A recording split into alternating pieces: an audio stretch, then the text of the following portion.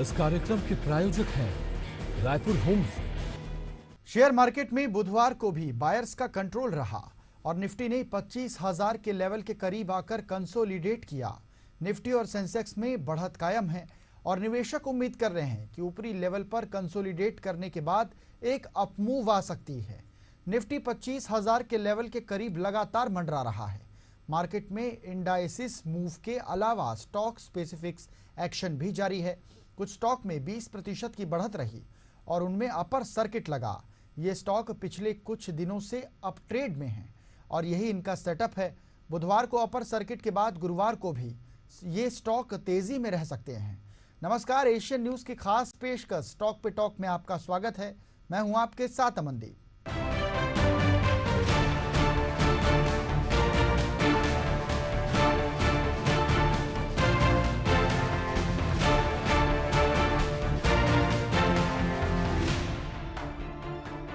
Tower company Indus tower के शेयरों में आज बिकवाली का भारी दबाव दिख रहा है।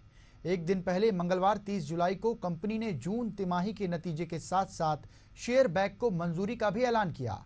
हालांकि बायबैक के लिए इसमें जो भाव तय किया गया, जो मंगलवार के क्लोजिंग प्राइस के महज 4% ही प्रीमियम पर है, तो आज मजबूत मार्केट सेंटिमेंट में भी इंडस टावर के शेयर 3% से अधिक टूट गए।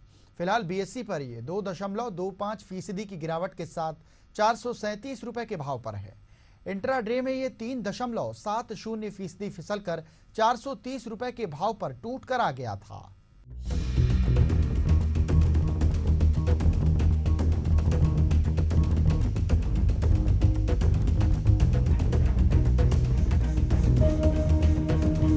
इस साल इंडस टावर के शेयर 119% से अधिक मजबूत हुए हैं। इस साल में शेयरों की चाल की अगर बात करें तो पिछले साल 18 अगस्त 2023 को ये 157.40 रुपए के भाव पर था, जो इसके शेयरों के लिए एक साल का रिकॉर्ड का निचला स्तर है। यहां से 11 महीने में ये 188% से अधिक उछलकर 30 जुलाई 2024 को 453 रुपए पर पहुंच गया, जो इसके शेयरों के करीब 7 साल का रिकॉर्ड हाई है।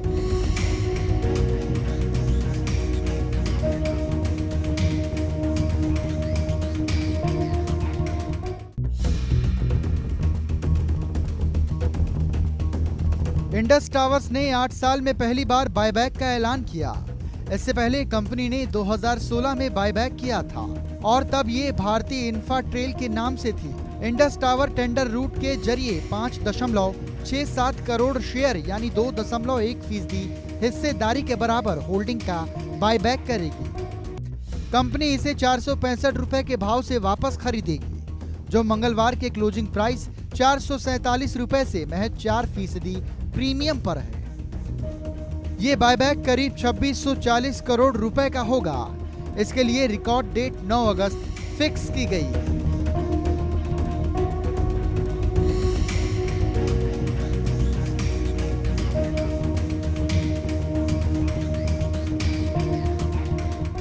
शेयर बायबैक के अलावा इंडस टावर्स के लिए चालू वित्त वर्ष 2024-25 की पहली तिमाही शानदार रही।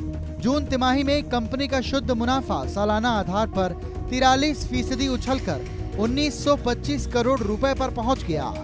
इस दौरान कंपनी का रेवेन्यू 4.3% उछलकर 7,383 करोड़ रुपए पर पहुंच गया। ईबिटा भी करीब 30% बढ़कर 4,545 करोड़ और ईबिटा मार्जिन 49.7% से उछलकर 61.6% पर पहुंच गया था।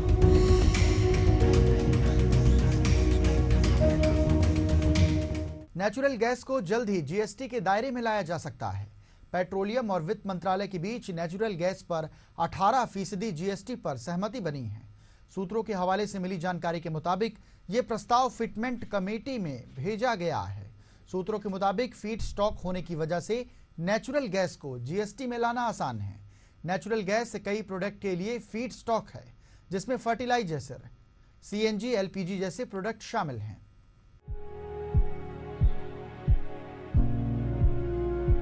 नेचुरल गैस को जीएसटी के दायरे में लाने पर बात बनती दिखाई दे रही है। खबर मिली है कि जीएसटी काउंसिल की बैठक में ये प्रस्ताव लाया जा सकता है। इस प्रस्ताव पर 2 राज्य जो नेचुरल गैस के बड़े उत्पादक हैं। उनमें से एक गुजरात ने इस प्रस्ताव पर हामी भर दी है। नेचुरल गैस पर राज्य 14 से 24.5% तक वैट वसूलते हैं। वैट से सभी राज्यों को करीब 20,000 करोड़ रुपए की आमदनी होती है। जीएसटी दर का रेवेन्यू न्यूट्रल रखा जाएगा। आपको बता दें, जीएसटी काउंसिल की बैठक अगस्त के आखिर में हो सकती है। इसमें इस प्रस्ताव को मंजूरी के लिए रखा जा सकता है।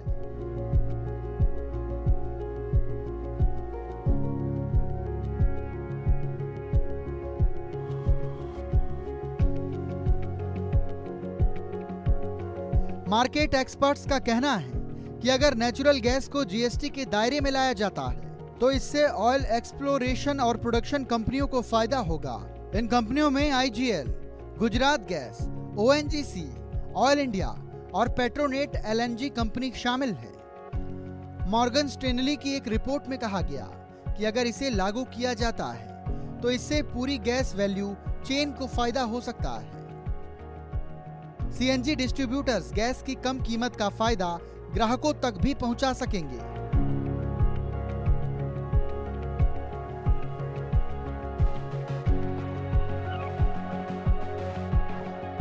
इन शेयरों की अगर चाल पर नजर डालें तो इंद्रप्रस्थ गैस लिमिटेड 0.40 अंक यानी 0.07% की हल्की बढ़त के साथ 554 रुपए के आसपास दिखाई दे रहे हैं। वहीं गुजरात गैस 3.55 अंक यानी 0.52% की तेजी के साथ 680 रुपए के आसपास कारोबार कर रहा है। ओएनजीसी में 4.55 रुपए यानी 1.37% की बढ़त दिखाई दे रही है। यह स्टॉक 336 रुपए के आसपास कारोबार कर रहा है। वहीं ऑयल इंडिया 0.35 रुपए यानी 0.19% की हल्की गिरावट के साथ 182 रुपए के आसपास कारोबार कर रहा है। पेट्रोनेट एलएनजी 8.70 रुपए यानी 2.40% की तेजी के साथ 372 रुपए के आसपास कारोबार कर रहा है। वहीं महानगर गैस 8.70 अंक यानी 2.40% की गिरावट के साथ 1890 रुपए के आसपास कारोबार कर रहा है। आज का इसका दिन हाई 1912 रुपए और दिन का लो 1876 रुपए है।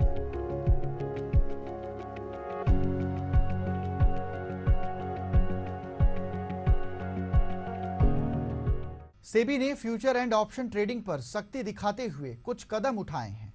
पहले सिक्योरिटी ट्रांजैक्शन टैक्स को बढ़ाया और फिर एफ&ओ ट्रेडिंग पर मार्जिन और कॉन्ट्रैक्ट वॉल्यूम को लेकर नियम बनाने की बात कही, जिसमें एफ&ओ ट्रेडिंग प्रभावित होगी।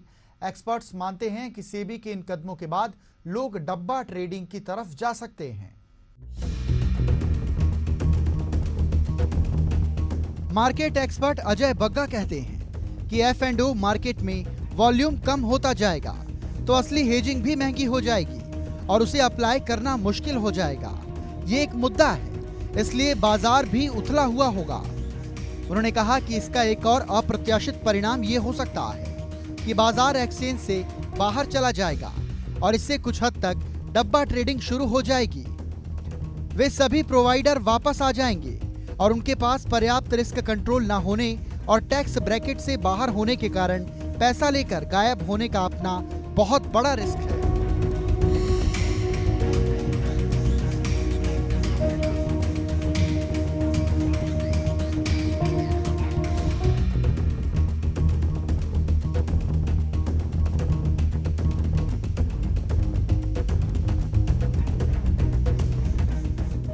बग्गा ने कहा कि छोटे ट्रेडर्स इंट्राडे आधार पर कैश स्टॉक, पेनी स्टॉक की ओर बढ़ते जाएंगे। सेबी चेयरमैन ने अपने भाषण में कहा, अभी वे इंट्राडे इक्विटी कैश मार्केट पर अंकुश लगाने पर विचार नहीं कर रहे।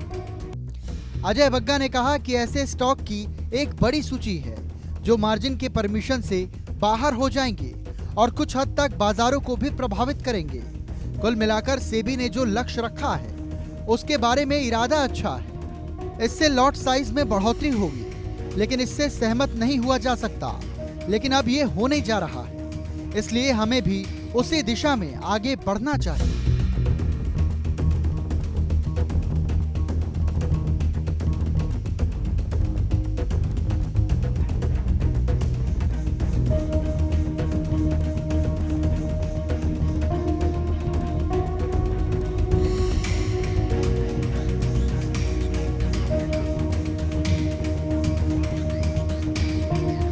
कहा कि सेबी का ये कदम बाजार से छोटे ट्रेडर्स के एक बड़े हिस्से को हटा देगा जो शायद घाटे में चल रहा है, क्योंकि इस F&O बाजार में बने रहने के लिए किसी को कुछ मात्रा में पूंजी और टिके रहने की शक्ति की आवश्यकता होती है। इसलिए ये एक स्वागत योग्य कदम है। इससे कम पूंजी वाले ट्रेडर्स नुकसान से बचेंगे।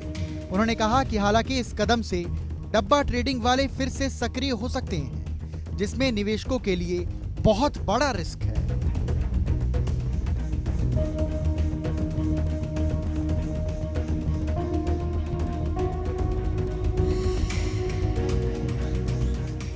भारतीय प्रतिभूति और विनिमय बोर्ड ने मंगलवार को ऑप्शन ट्रेडिंग नियमों में सख्ती बढ़ाने का प्रस्ताव पेश किया, जिसके बाद बुधवार को सुबह शेयर बाजार खुलने के बाद angel One, 5 Paisa capital, Motilal Oswal सहित कई भारतीय ब्रोकरेज कंपनियों के शेयर गिर गए। Angel One, 5 Paisa Capital, SMC Global Securities, Motilal Oswal, Geojit Financial, Dolat Algotech और आईआईएफएल सिक्योरिटीज के शेयरों में 1% से लेकर 5% की कमजोरी दर्ज की गई।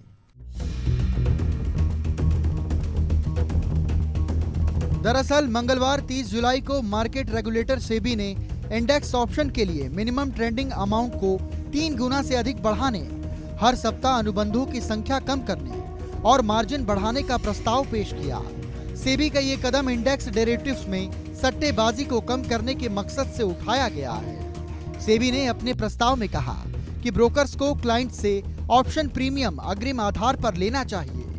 इसके अलावा मौजूदा समय में ब्रोकर्स को फ्यूचर पोजीशन के लिए मार्जिन और शॉर्ट ऑप्शन पोजीशन के लिए मार्जिन लेना जरूरी है। हालांकि लॉन्ग ऑप्शन के लिए ये लागू नहीं हो सकता।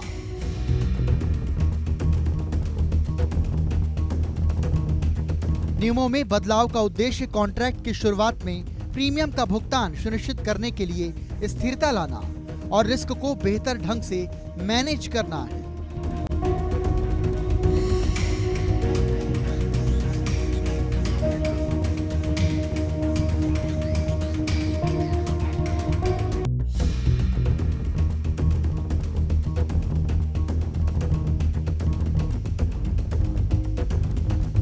जेफरीज ने अपने एक बयान में कहा कि एक्सचेंज और रिटेल फोकस्ड ब्रोकर्स पर सबसे ज्यादा असर पड़ेगा।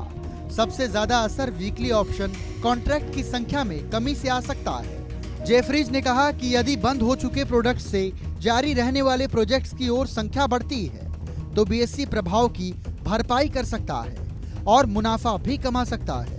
बता दें, फाइनेंशियल ईयर 2024 में 90 लाख से अधिक लोगों और कंपनियों ने इंडेक्स डेरिवेटिव्स में निवेश किया था, जबकि 516 बिलियन रुपए का लॉस हुआ था।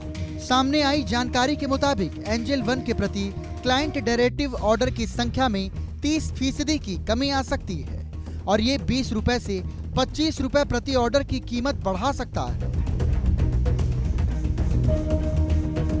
इस साल तक एंजल वन में 39% से अधिक वो गिरा है, जिसकी वजह से इसको सबसे ज्यादा घाटा हुआ, जबकि डोलेट एल्गोटेक और मोतीलाल ओसवाल क्रमशः 117% और 113% ऊपर टॉप प्रॉफिट में है।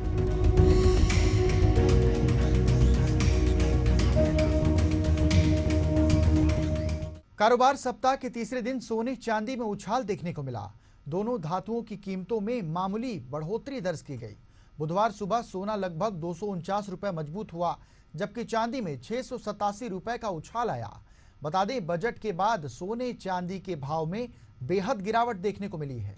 31 जुलाई को सोने का भाव मल्टी कमोडिटी एक्सचेंज यानी MCX पर 5 अगस्त की वायदा डिलीवरी वाला सोना 69,101 रुपए प्रति 10 ग्राम के भाव पर व्यापार करता दिखा, जबकि 4 अक्टूबर की वायदा डिलीवरी वाला गोल्ड 69,508 रुपए 10 ग्राम के रेट पर ट्रेड कर रहा था।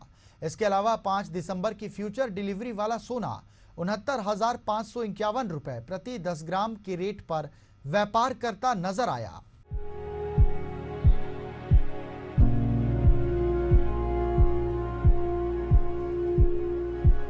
इससे पहले शुक्रवार को MCX पर आखिरी कारोबारी सत्र में 5 अगस्त की डिलीवरी वाला गोल्ड 68,610 रुपए प्रति 10 ग्राम के भाव पर बंद हुआ था, जबकि 4 अक्टूबर को फ्यूचर डिलीवरी वाला सोना 69,178 रुपए प्रति 10 ग्राम के रेट पर क्लोज हुआ था।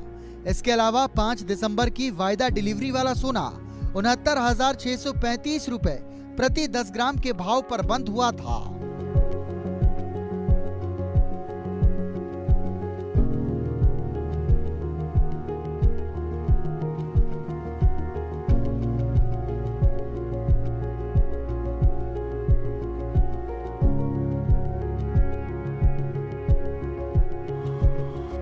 चांदी की कीमत में आज भी बढ़त देखने को मिली है।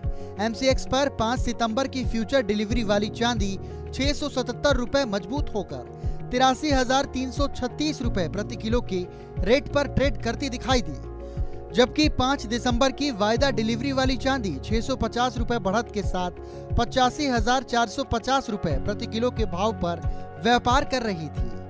इसके अलावा 5 मार्च 2025 की वायदा चांदी 838 रुपए की तेजी के बाद 87,830 रुपए के भाव पर ट्रेड कर रही थी।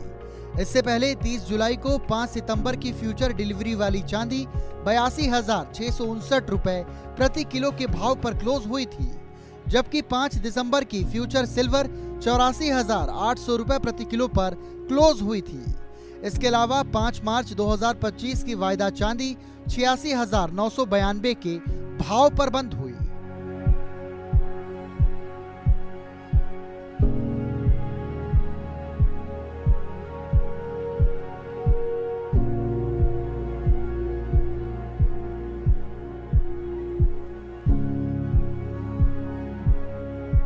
बुधवार को अमेरिकी सोने की कीमत स्थिर रही और अमेरिकी बैंक फेड द्वारा इंटरेस्ट रेट में कटौती के कारण मासिक वृद्धि की ओर ये अग्रसर थी, जबकि ध्यान दिन में बाद में आने वाले फेडरल रिजर्व नीति के फैसले पर था। स्पॉट गोल्ड $2,409 प्रति औंस पर स्थिर रहा और महीने के 3% से अधिक ऊपर रहा। अमेरिकी सोना वायदा 0.1% बढ़कर $2,406 पर पहुंच गया। स्पॉट सिल्वर $28.37 प्रति औंस पर स्थिर रही।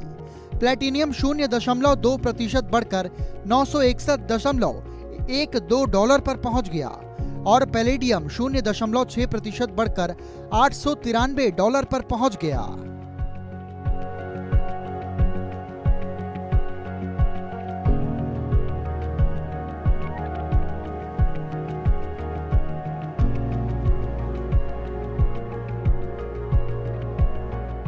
दिग्गज automobile company Mahindra and Mahindra ने बुधवार 31 जुलाई को मौजूदा वित्त वर्ष की पहली तिमाही के नतीजे जारी किए। कंपनी ने बताया कि जून तिमाही में स्टैंड अलोन आधार पर उसका शुद्ध मुनाफा करीब 5% घटकर 2,612 करोड़ रुपए रहा, जो पिछले साल इसी तिमाही में 2,774 करोड़ रुपए था। हालांकि इसके रेवेन्यू में इस दौरान 12% का इजाफा हुआ और ये 27,038.79 करोड़ रुपए रहा। पिछले साल इसी तिमाही में कंपनी का शुद्ध मुनाफा 24,368 करोड़ रुपए था। महिंद्रा एंड महिंद्रा का ऑपरेटिंग प्रॉफिट यानी ईबिटा जून तिमाही में 22% बढ़कर 4,023 करोड़ रुपए रहा। वहीं ईबिटा मार्जिन जून तिमाही में 14.9% रहा, जो एक साल पहले इसी तिमाही में 13.6% था।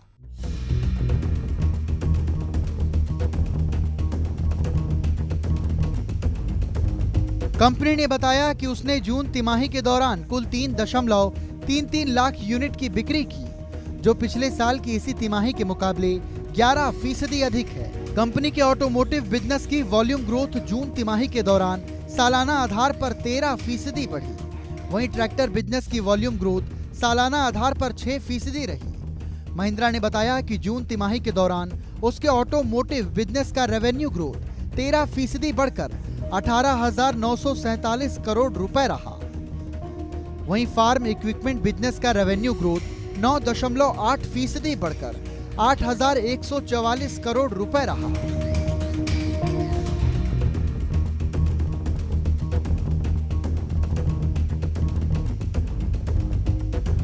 महिंद्रा एंड महिंद्रा ने मौजूदा वित्त वर्ष 2025 में हर महीने 64,000 एसयूवी की डिलीवरी का लक्ष्य रखा है। पिछले वित्त वर्ष के दौरान कंपनी ने हर महीने औसतन 49,000 एसयूवी की डिलीवरी की थी।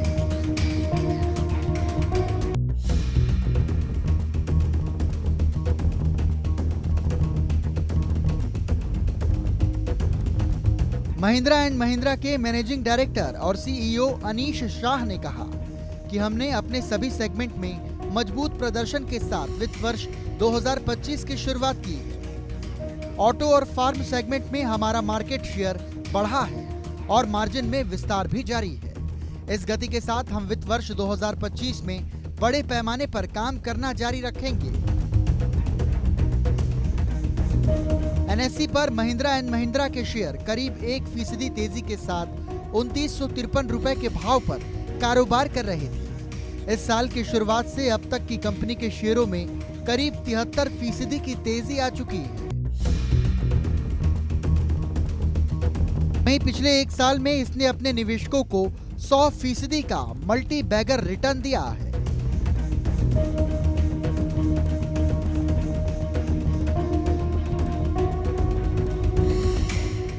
और हमारी खास पेशकश टॉक पे टॉक में फिलहाल इतना ही। मुझे दीजिए आज्ञा। नमस्कार।